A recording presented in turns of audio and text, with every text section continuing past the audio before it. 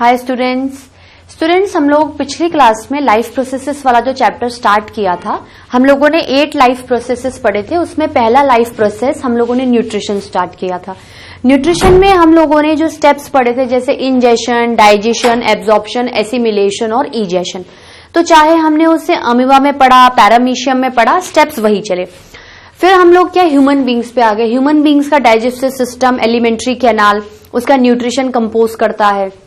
हम काफी टाइम से इसे पढ़ रहे हैं क्योंकि कॉम्प्लेक्स है, इसमें काफी ऑर्गन्स का कोऑर्डिनेशन है, को लिंकिंग है। तो हमें क्या है, हर ऑर्गन को क्या है बहुत ज्यादा ध्यान से पढ़ना था। पिछली बार हम लोगों ने माउथ और ओरल कैविटी, उससे रिलेटेड ग्लैंड्स कर लिए थे। फिर फेरिंग्स, इसोफेगस, देन स्टोमक से रिलेटेड गैस्ट्रिक ग्लैंड्स कर लिए थे। देन स्मॉल इंटेस्टाइन से रिलेटेड इंटेस्टाइनल ग्लैंड्स कर लिए थे। और उसके साथ जो एसेसरी ग्लैंड्स थे, लिवर और पैंक्रियास, उसको भी हमने क्या कर लिया था, ले लिया था। लिवर हम लोगों ने कंप्लीट कर लिया था। लिवर का जो सिग्निफिकेंस था, काम था, वो भी हम लोगों ने अच्छे से देख लिया था। तो आज हम लोग क्या देखने वाले हैं, टॉपिक क्या चल रहा है, टॉपिक चल रहा है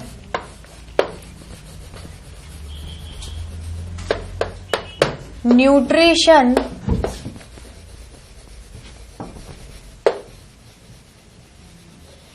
इन ह्यूमन बींग्स। टॉपिक क्या चल रहा है, न्यूट्रिशन इन ह्यूमन बींग्स। उसके अंदर आज हम कौन सा टॉपिक पढ़ने वाले हैं, आज हम पढ़ने वाले हैं पैंक्रियास।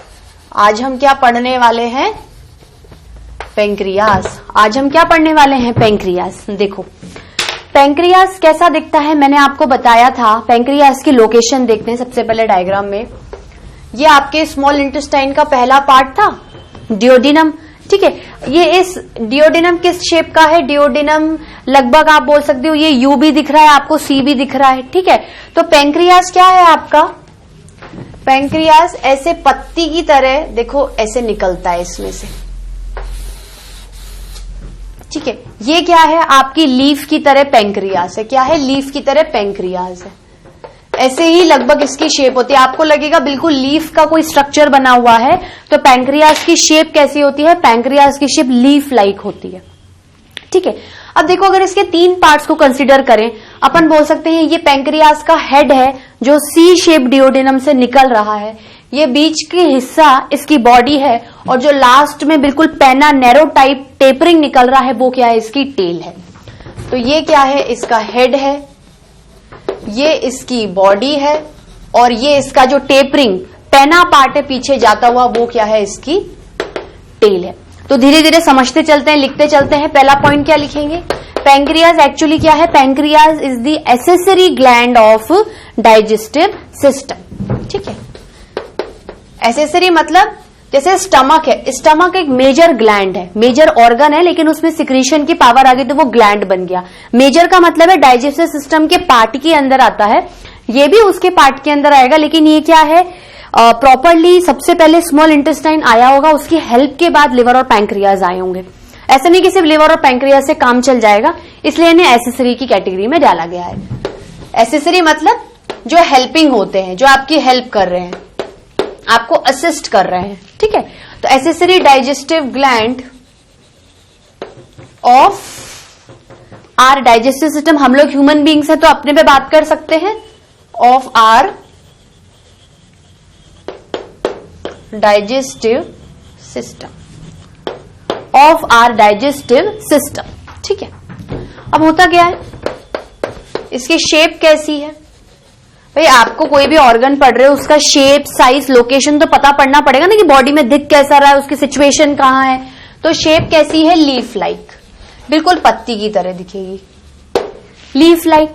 ये तो शेप हो गई। अब लोकेशन, बॉडी में सिचुएटेड कहां है, कैसे आप पकड़ोगे। जैसे मैं आपको एक डायग्राम शो कर दूं डाइजेस्टिव सिस्टम का, मैं बोलूं स्टूडेंट आइडेंटिफाई दी पैंक्रियास, तो ठीक है लीफ लाइक तो आपने आइडेंटिफाई कर लिया, लेकिन मान लो मैं ऐसे डाइजेस्टिव सिस्टम का डायग्राम बनाऊं, इधर भी पैंक्रियास बना दूं, इधर भी पैंक्रियास बना दूं, तो आपको क्या है, पैंक्रियास की एक्चुअली लोकेशन बॉडी के अंदर क्या होनी चाहिए, पता होनी चाहिए। ठीक है, तो इसकी लोकेशन कहां होगी, देखो इसकी लोकेशन कहां है, it comings from the U shape डियोडिनम।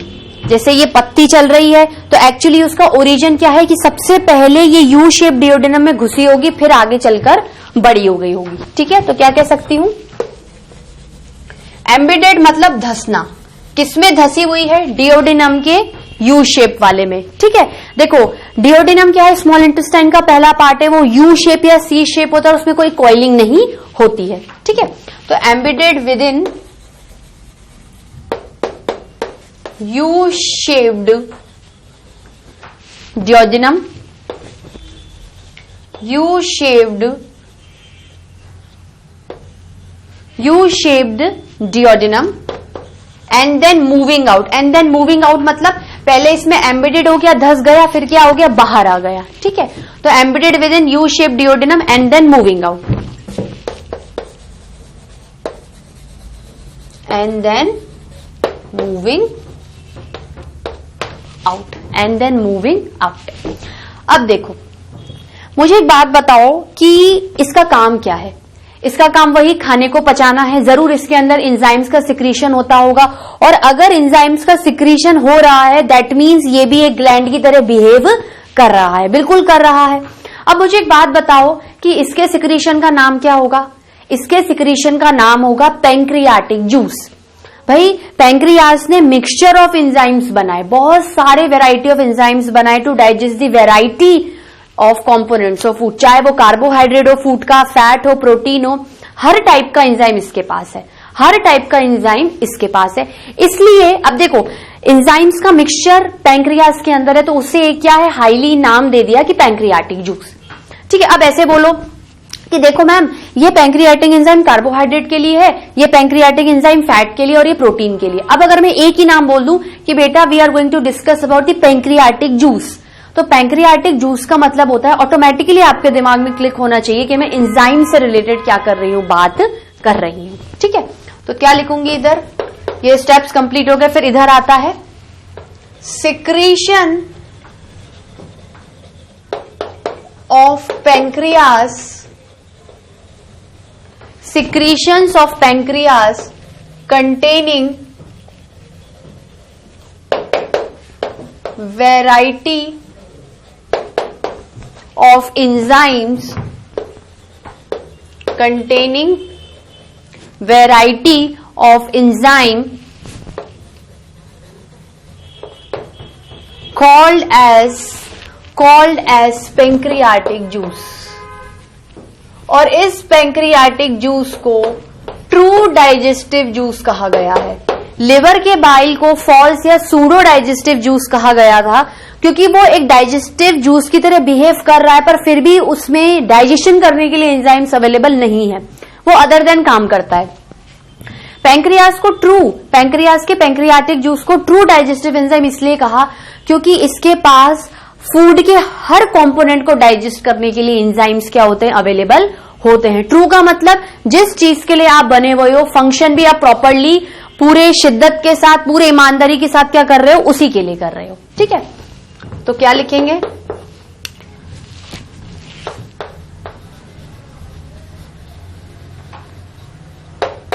Pancreatic juice is a true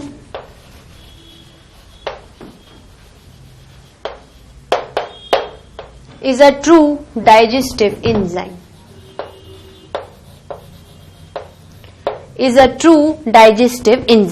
क्यों ट्रू डाइजेस्टिव एंजाइम बोलूंगी? Because having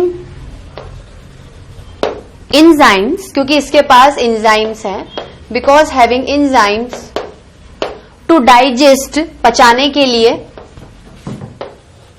to digest all the components of food, all the components of food, all the components of food. जैसे हम example में ले लें, क्या बोल सकती हूं एग्जाम्पल में? एग्जाम्पल में मैंने बोल दिया कार्बोहाइड्रेट्स, ठीक है, फैट्स, प्रोटीन्स। अब देखो आपने ये तो पहचान लिया कि सबको डाइजेस्ट करने के लिए एंजाइम्स हैं, पर आप एक मुझे बात बताओ क्या आप एंजाइम्स के नाम जानने में इंटरेस्टेड हो? बिल्कुल। अब मैं ये थोड़ी बोलूंगी पैंक्रियाटिक जूस आओ कार्बोहाइड्रेट को पचाओ, पैंक्रियाटिक जूस आओ फैट्स को पचाओ। आपको कुछ मतलब डिफरेंशिएशन होना चाहिए ना कि ये एंजाइम इसी के लिए है। जैसे मैंने आपको बताया था कि जहां पर भी ज्यादातर अमाइलेज वर्ड आता है वो फूड के कार्बोहाइड्रेट वाले पार्ट को पचाता है। लेज एंड में जिसके सफिक्स में लेज आता है, एज का मतलब होता है काटना। फैट को लिपिड भी कहते हैं, तो एल से लाइपेस। और क्या होता है प्रोटीन को पचाने के लिए सिन बहुत आता है, जैसे स्टमक में पेप्सिन, इसमें आएगा ट्रिप्सिन। इसमें क्या आएगा? ट्रिप्सिन। तो हम लोग क्या करते हैं? एंजाइम से रिलेटेड बात करते हैं। लेकिन इससे पहले हम थोड़ा सा ग्लैंड से रिलेटेड भी बात करेंगे कि पैंक्रियाटिक जूस को कौन सिक्रीट कर रहा है? पैंक्रियाज। और पैंक्रियाज के अंदर ऐसे कुछ सेल्स होंगे जिनके अंदर सिक्रीशन की पावर होगी, जो क्या सिक्रीट करते हैं? Pancreatic juice. तो ब्रैकेट में लिखेंगे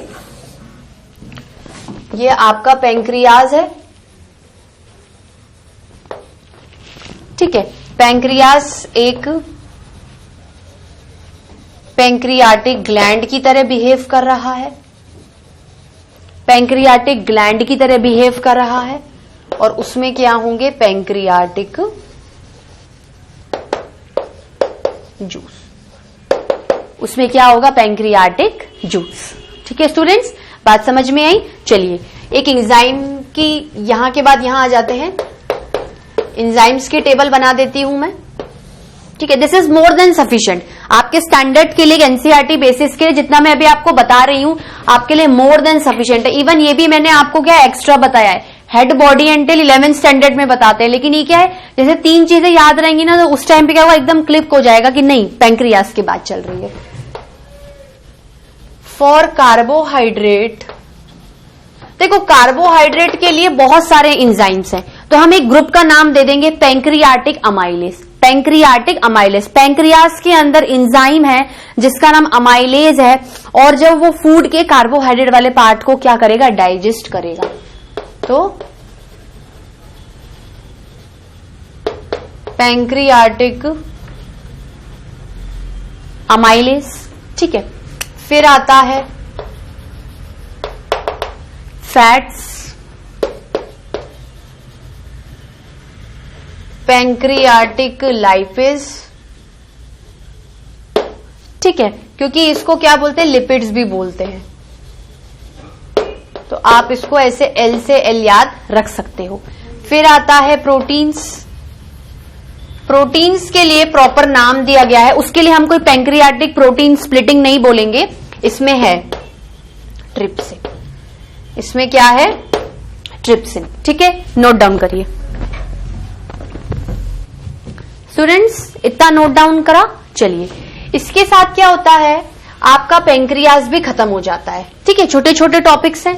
अब बात करनी है कि देखो मैंने आपको ये बताया था कि जब खाना स्मॉल इंटेस्टाइन में आता है तो स्मॉल इंटेस्टाइन में आने, चलो स्मॉल इंटेस्टाइन में खाना आ गया, अब उसको डाइजेस्ट कराना है। अब मैं आपको ये भी बोल रही हूं कि स्मॉल इंटेस्टाइन सबसे पहले खुद खाना नहीं पचाता, पहले लीवर आता है, ठीक है। लीवर क्या करता है, जो फूड स्मॉल इंटेस्टाइन में एसिडिक मीडियम से आया है स्टमक को क्रॉस करके, उसको क्या करेगा? एल्कलाइन मीडियम में कन्वर्ट करेगा। आपके स्मॉल इंटेस्टाइन के जूस को और पैंक्रियाटिक जूस को एक्टिवेट करेगा कि अब आप काम करो। मतलब अगर एक फ्लो चार्ट के फॉर्म में हम लोग समझे तो एक्चुअली इस लीवर, पैंक्रियास और स्मॉल इंटेस्टाइन के एसोसिएशन से डाइजेशन प्रोसीड कैसे होगा? डाइजेशन प्रोसीड स्मॉल इंटेस्टाइन में ही होगा। लिवर और पैंक्रियास में कोई डाइजेशन नहीं होता। लिवर और पैंक्रियास एक एक्सेसरी डाइजेस्टिव ग्लैंड्स है आपकी एलिमेंट्री कैनाल के लिए, या प्रॉपरली देखा जाए तो स्मॉल इंटेस्टाइन के लिए ये बहुत ज्यादा हेल्पिंग ग्लैंड्स है। क्यों? क्योंकि स्मॉल इंटेस्टाइन में खाना पड़ा हुआ है, पहले लीवर आएगा, वो दोनों जूसेस को एक्टिवेट करेगा, फिर पैंक्रियाटिक जूस आता है, कार्बोहाइड्रेट पचाया, फैट पचाया, प्रोटीन पचाया, फिर बचा कुचा जो 20 से 30% डाइजेशन बचता है वो इंटेस्टाइनल जूस पचाता है, क्योंकि उसके पास भी तीनों को डाइजेस्ट करने के लिए एंजाइम्स है।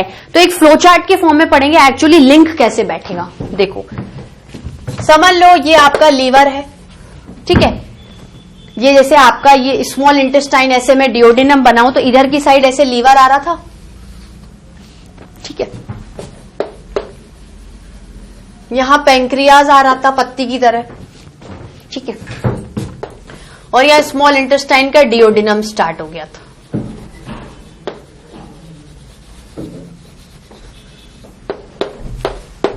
ठीक है, अब मैंने कहा कि फूड स्टमक से होकर यहां आ गया। क्या बोलूंगी, अब इधर डायग्राम बन रहा है, इधर मैं लिख रही हूं क्योंकि क्या है, सब कुछ खत्म हो गया है, सिर्फ लार्ज इंटेस्टाइन बाकी है, उसमें कुछ ज्यादा इंपॉर्टेंट नहीं है, लेकिन मैं आपको डाइजेशन का एक कॉन्सेप्ट बता रही हूं। ठीक है, देखो, फूड फ्रॉम स्टमक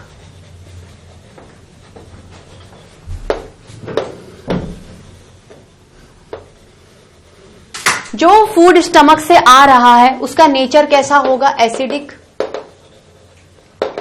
क्यों एसिडिक होना चाहिए, क्योंकि जब तक फूड HCl से मिक्स नहीं होगा पेप्सिन काम नहीं करेगा। तो मिक्स हो गए, मान लो पेप्सिन ने प्रोटीन भी पचा दिया, लेकिन फूड के साथ कौन मिक्स हो गया है, HCl, तो एसिडिक फूड बन गया है ड्यू टू HCl। ये समझो स्टूडेंट्स, सिर्फ समझो। ठीक है, reaches to duodenum, duodenum of small intestine, duodenum of small intestine, duodenum of small intestine. ठीक है, स्टमक से एसिडिक फूड किस में पहुंच गया, आपके डियोडिनम ऑफ स्मॉल इंटेस्टाइन में। ठीक है, अब डियोडिनम ऑफ स्मॉल इंटेस्टाइन में पहुंचा तो फूड का मीडियम क्या है, एसिडिक है। फूड का मीडियम क्या है, इधर भी एसिडिक है, एसिडिक फूड। अब आपको क्या है, स्मॉल इंटेस्टाइन में फाइनली सारा फूड का डाइजेशन करना है और उसे एब्जॉर्बेबल फॉर्म में तोड़ के विलाई के थ्रू ब्लड में भी एब्जॉर्ब करवाना है। ठीक है, तो अब क्या है, डाइजेशन होगा कैसे स्मॉल इंटेस्टाइन में। तो स्मॉल इंटेस्टाइन में जो फूड है वो एसिडिक मीडियम में है, उसे सबसे पहले विथ स्टैंड करवाने के लिए कि उसके अंदर का HCl डियोडिनम को डैमेज नहीं कर दे या स्मॉल इंटेस्टाइन के वॉल को खत्म नहीं कर दे, एसिडिक फूड को एल्कलाइन में जाना पड़ेगा, एसिडिक फूड को एल्कलाइन में जाना पड़ेगा। देखो, कुछ कुछ चीजें अभी आप ना सिर्फ मुंह जबानी समझ लो। लिवर का बाइल जूस एल्कलाइन नेचर का होता है, उसका pH 7 से ऊपर होता है। पैंक्रियाटिक जूस का pH 7 से ऊपर होता है, वो भी एल्कलाइन होता है। और स्मॉल इंटेस्टाइन के जूस का pH भी एल्कलाइन होता है। ठीक है, सलाइवरी अमाइलेस का स्लाइटली एसिडिक होता है। देखो, आपकी क्या होती है, ये pH की टेबल होती है, ये pH की टेबल है, ये 7 है। इससे नीचे जाओगे तो एसिडिक मीडियम हो जाता है और इसके इधर जाओगे तो बेसिक या फिर एल्कलीन।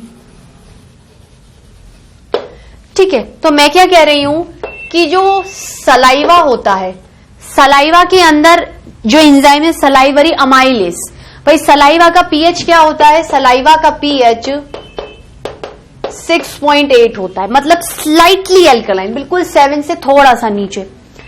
इसी pH पे सलाइवा का जब तक ये pH नहीं होगा उसका एंजाइम काम नहीं करेगा। भाई मैंने कहा ना कि एंजाइम एक पर्टिकुलर टेम्परेचर, pH और इन्वायरमेंट में काम करते हैं। ठीक है, उसके बाद आपका जो गैस्ट्रिक जूस है, भाई माउथ के अंदर का जूस सलाइवा, उसके अंदर का एंजाइम सलाइवरी अमाइलेज, स्टमक के अंदर का जूस गैस्ट्रिक जूस और उसके अंदर का एंजाइम पेप्सिन। ठीक है, तो गैस्ट्रिक जूस का pH due to HCl, gastric pH due to HCl क्या रहता है, बहुत कम रहता है, मतलब मान लो लेस देन 2। प्रॉपर रेंज नहीं बताऊंगी क्योंकि इतना सिलेबस में है नहीं, लेस देन 2 होगा। ठीक है, उसकी इस pH की वजह से, भाई ये pH था तो सलाइवरी अमाइलेस काम कर रहा था, इस pH के कारण सलाइवरी अमाइलेस काम कर रहा था।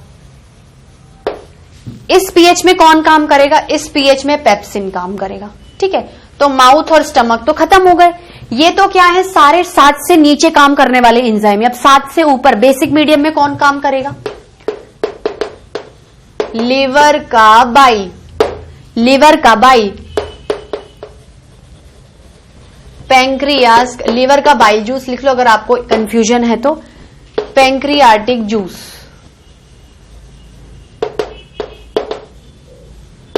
Pancreatic juice. ठीक है, और स्मॉल इंटेस्टाइन का इंटेस्टाइनल जूस, जिसको सक्कस एंटेरिकस भी बोलते हैं।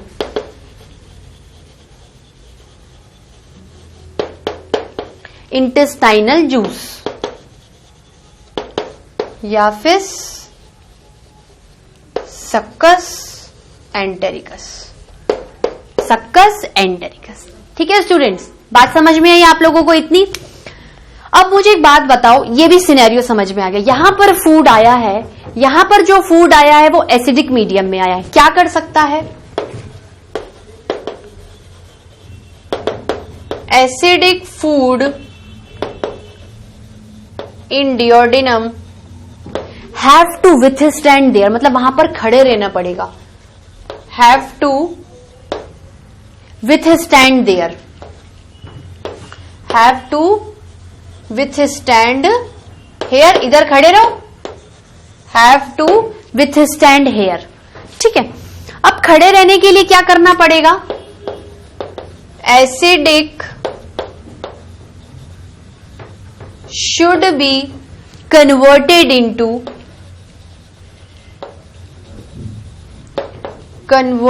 Into alkaline.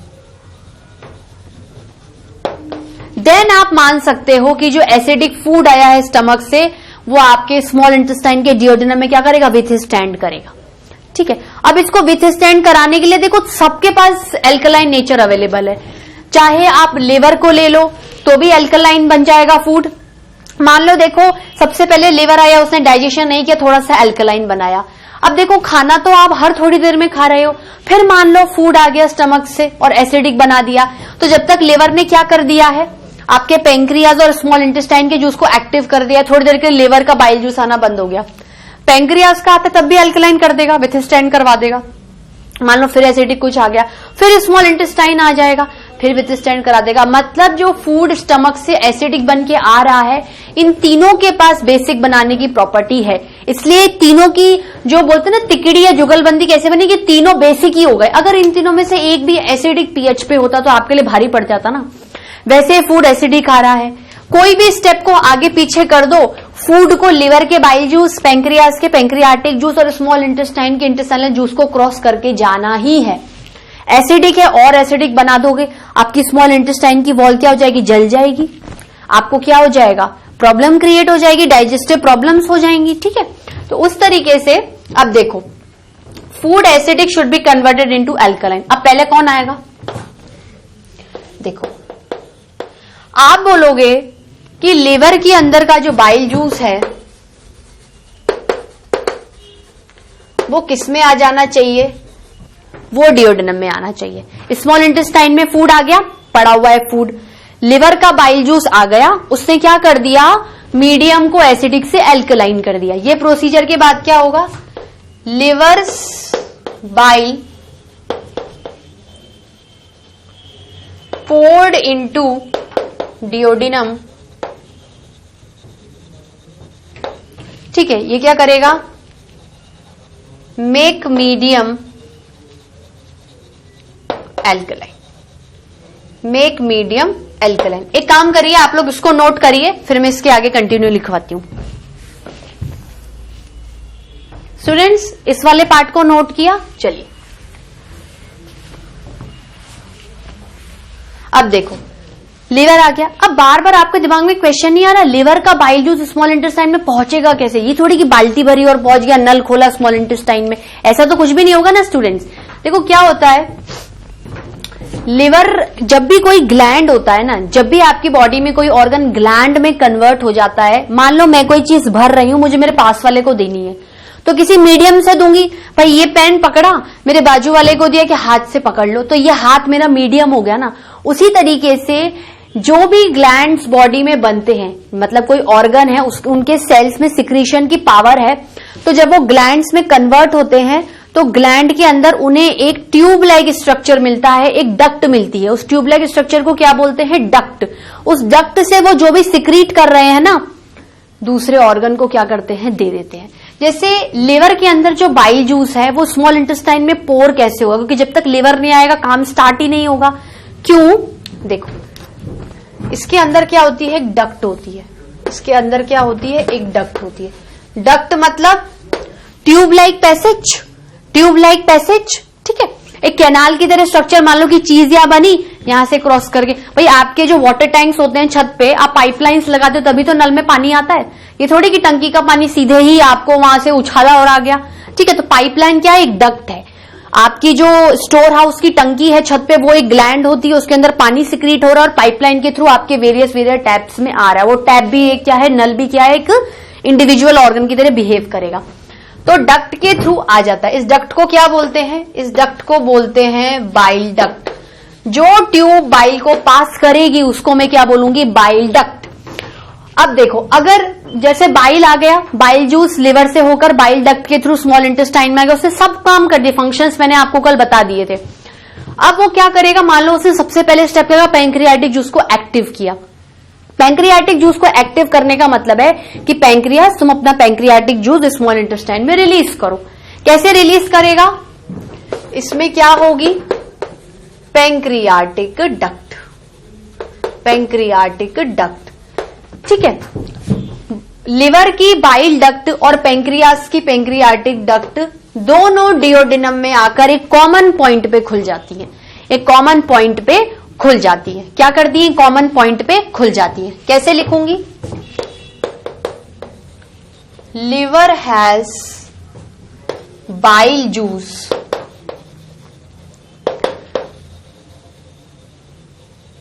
रिलीज्ड बाय, किसके द्वारा छोड़ा जाता है, released by bile duct into duodenum, into डियोडिनम।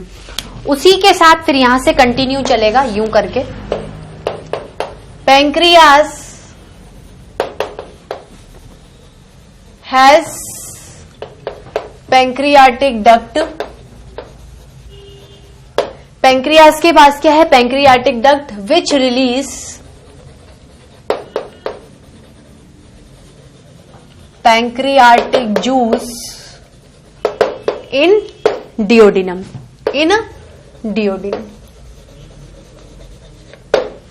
कैसे काम होगा, देखो, ये लिवर है, लिवर में बाइल जूस बना,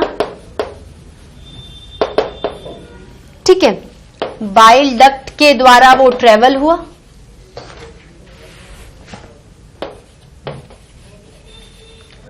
बाइल डक्ट ने क्या किया, उसे ट्रेवल किया। ये आपका क्या है, स्मॉल इंटेस्टाइन,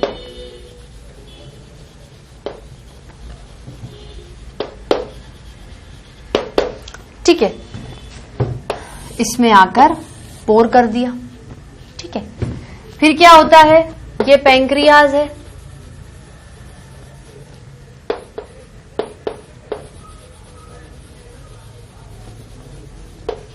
ये आपका पैंक्रियाटिक जूस है। ये किसके थ्रू ट्रेवल करेगा, पैंक्रियाटिक डक्ट के थ्रू, ठीक है। ये पैंक्रियाटिक जूस भी किसमें चला गया, डक्ट के थ्रू, इसमें चला गया। मतलब एक पॉइंट लिखूंगी, क्या लिखूंगी students, bile and pancreatic duct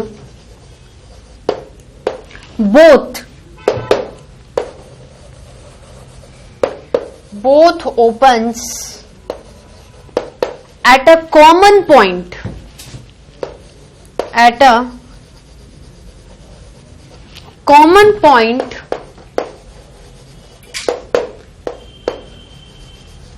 in duodenum, in duodenum, ठीक है। ये भी क्या करते हैं, अपना रेस्पेक्टिव फंक्शन करते हैं, ये भी अपना क्या करेंगे, रेस्पेक्टिव फंक्शन करेंगे, ठीक है। और पैंक्रियास भी क्या करेंगे, अपना रेस्पेक्टिव फंक्शन करेंगे,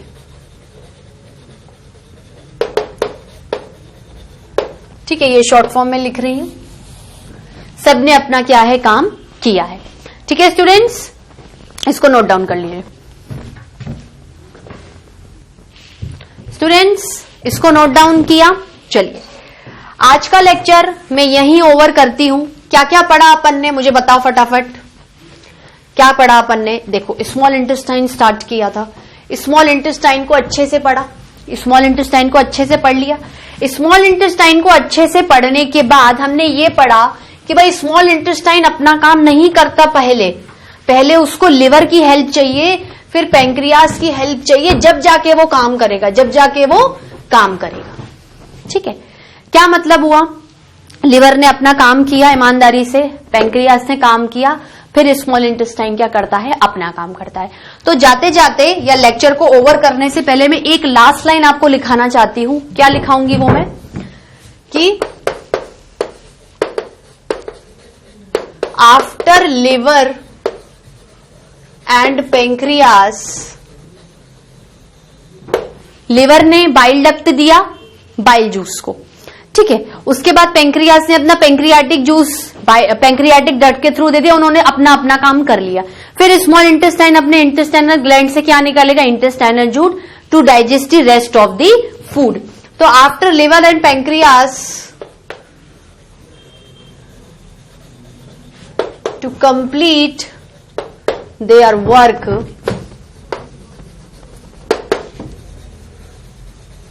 small intestine synthesize, क्या सिंथेसाइज करेंगे? बनाएंगे और छोड़ेंगे। Synthesise their intestinal juice within their intestinal glands, within their intestinal glands to digest the rest food.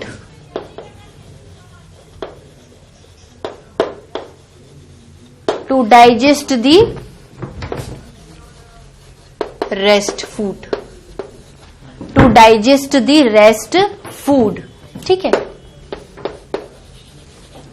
Then food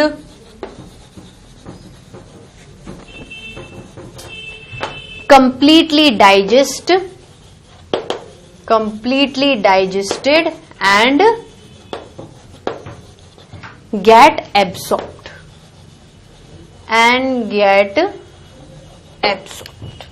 ठीक है। इसी के साथ आपका स्मॉल इंटेस्टाइन का topic with liver and pancreas क्या हो जाता है? खत्म हो जाता है, ठीक है स्टूडेंट्स। आज के लेक्चर में इतना ही। नेक्स्ट क्लास में लार्ज इंटेस्टाइन कंटिन्यू करेंगे, कंप्लीट करेंगे, और उसके बाद nutrition in plants. Thank you.